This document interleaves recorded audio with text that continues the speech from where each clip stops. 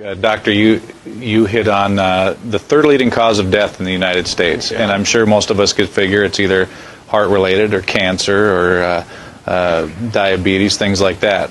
Can you clue us into what that is and why? Yeah, okay, and thank you for asking that, because this is the 10,000-pound gorilla in the room that nobody's talking about. The third leading cause of death, as published in the Journal of the American Medical Association, is MD-directed treatments. This means you go to a medical doctor, an MD, he gives you a treatment and you die from it. According to the United States Department of Health and Human Services, 15,000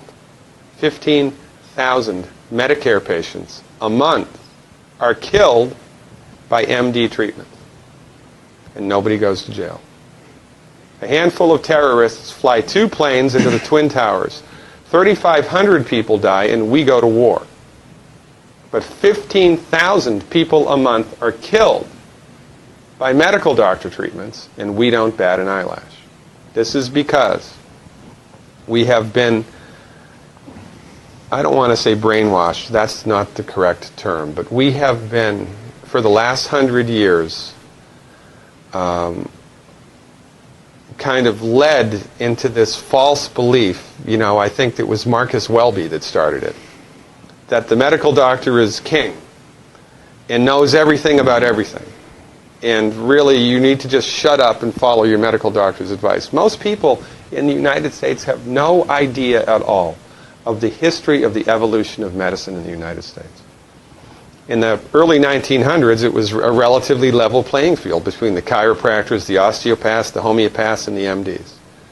In 1915, 1920, there was something called the Flexner Report. The Carnegie Corporation funded this man named Abraham Flexner. He went all around the country, and he went on stagecoach and train and horseback. This was before the interstate highway system, right? It took Flexner 5 years to do this. He went all around the country and did an inventory of all of the medical schools that prescribed drugs.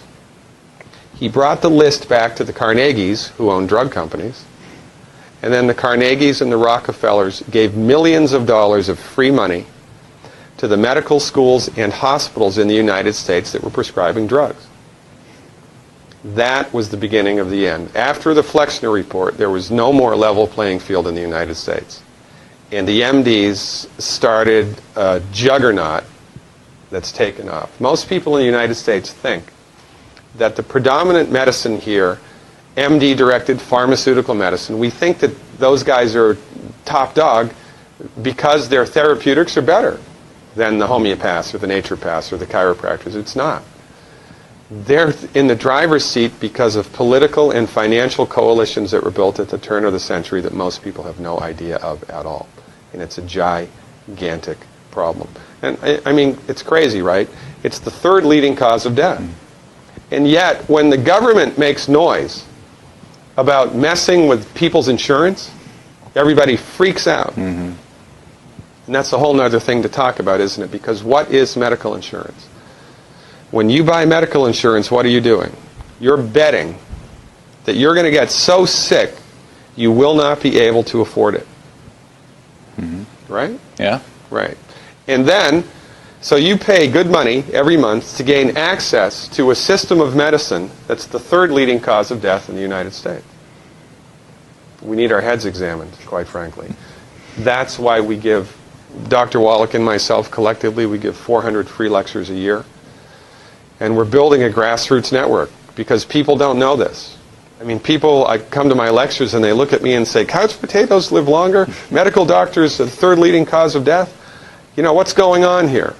We're like the people, you know, in Galileo's time saying, hey, everybody, you know, it's the sun that's at the center of the solar system, not the Earth. Well, hey, everybody, the Earth is round, it's not flat. Or, hey, everybody, slavery's a bad thing. Right?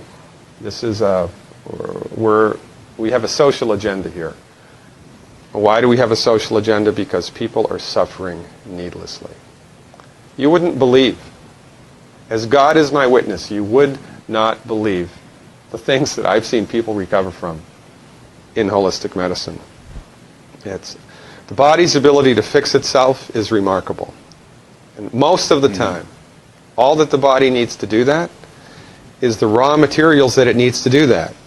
And we need to stop eating food that's hurting the body.